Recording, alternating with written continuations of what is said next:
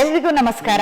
ಇವತ್ತಿನ ಒಂದು ಸಬ್ಜೆಕ್ಟ್ ಅಂದ್ರೆ ಪ್ರಾಣಶಕ್ತಿ ಜಾಗೃತಿ ಅಥವಾ ಎನರ್ಜಿ ಹೀಲಿಂಗ್ ಅಂದ್ರೆ ಏನು, ಅದು ಯಾಕೆ ಬೇಕು.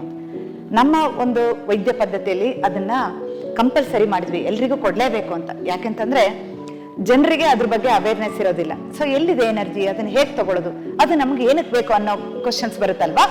ಸೊ ಯಾಕೆಂತಂದ್ರೆ ನಿಮಗೆ ಒಂದು ಮೈಂಡ್ ಸ್ಟ್ರೆಂತ್ ಅನ್ನೋದು ಇರಬೇಕು. 90 to 95% ಡಿಸೀಸ್ ಬರುವಂತದ್ದು ಸೈಕೋಸೊಮ್ಯಾಟಿಕ್ ಡಿಸಾರ್ಡರ್, ಅಂದ್ರೆ ಮಾನಸಿಕವಾಗಿ ನಾವು ಸ್ವಸ್ಥವಾಗಿ ಇಲ್ಲದೆ ಇರೋದ್ರಿಂದ ಇದೆಲ್ಲ ಪ್ರಾಬ್ಲಮ್ ಬರುವಂತದ್ದು. ಅದು ಫಿಸಿಕಲ್ ಲೆವೆಲ್ ಅಲ್ಲಿ ತೋರಿಸ್ತಾ ಹೋಗುತ್ತೆ.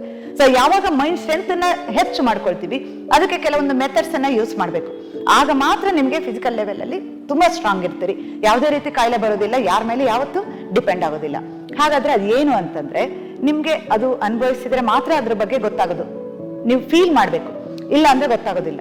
ಸೊ ಆದ್ರೂ ಕೂಡ ನಾನು ಹೇಳ್ತಾ ಇದ್ದೀನಿ ಏನಂತಂದ್ರೆ ಕಾಸ್ಮಾಸ್ ಅಂದ್ರೆ ಎಲ್ಲಾ ಕಡೆ ಇರುವಂತ ಒಂದು ಸ್ಪೇಸ್. ಆ ಸ್ಪೇಸ್ ಇಂದ ನಮ್ಗೆ ಎನರ್ಜಿನ ನಮ್ಮ ಒಂದು ಸಪ್ತ ಚಕ್ರಗಳಲ್ಲಿ ಅದನ್ನ ಹರಿಸಿ ತಗೊಳ್ಳೋ ಅಂತ ಒಂದು ಟೆಕ್ನಿಕ್ ಅದು. ಸೊ ಆದ್ರಿಂದ ನಮ್ಮ ಎನರ್ಜಿ ಯಾವ ತರ ಹೆಚ್ಚಾಗತ್ತೆ ಅಂದ್ರೆ ಜಸ್ಟ್ ನೀವು ಅವತ್ತಿನ ದಿನನೇ ಅದು 3 ರಿಂದ 4 ಗಂಟೆಗಳ ಕಾಲ ಹೀಲಿಂಗ್ ಇರುತ್ತೆ.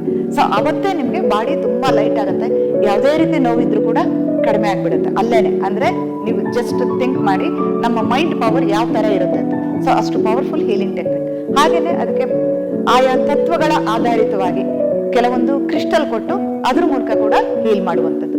ಪರ್ಟಿಕ್ಯುಲರ್ ಬೀಜ ಮಂತ್ರನ ಪ್ರನೌನ್ಸ್ ಮಾಡೋದ್ರಿಂದ ಎಷ್ಟೋ ನರ್ವಸ್ ಸಿಸ್ಟಮ್ ಆಕ್ಟಿವೇಟ್ ಆಗ್ತಾ ಹೋಗುತ್ತೆ. ಸೊ ಪರ್ಟಿಕ್ಯುಲರ್ ಪ್ರಾಬ್ಲಮ್ ಅನ್ನ ಸರಿ ಮಾಡುವಂಥದ್ದು ನರ್ವ್ ಜಂಕ್ಷನ್ ಏನಿರುತ್ತೆ, ಸೊ ಆ ಎನರ್ಜಿ ಸೆಂಟರ್ ನ ಕೂಡ ಆಕ್ಟಿವೇಟ್ ಮಾಡುವಂಥದ್ದೇ ಎನರ್ಜಿ ಹೀಲಿಂಗ್.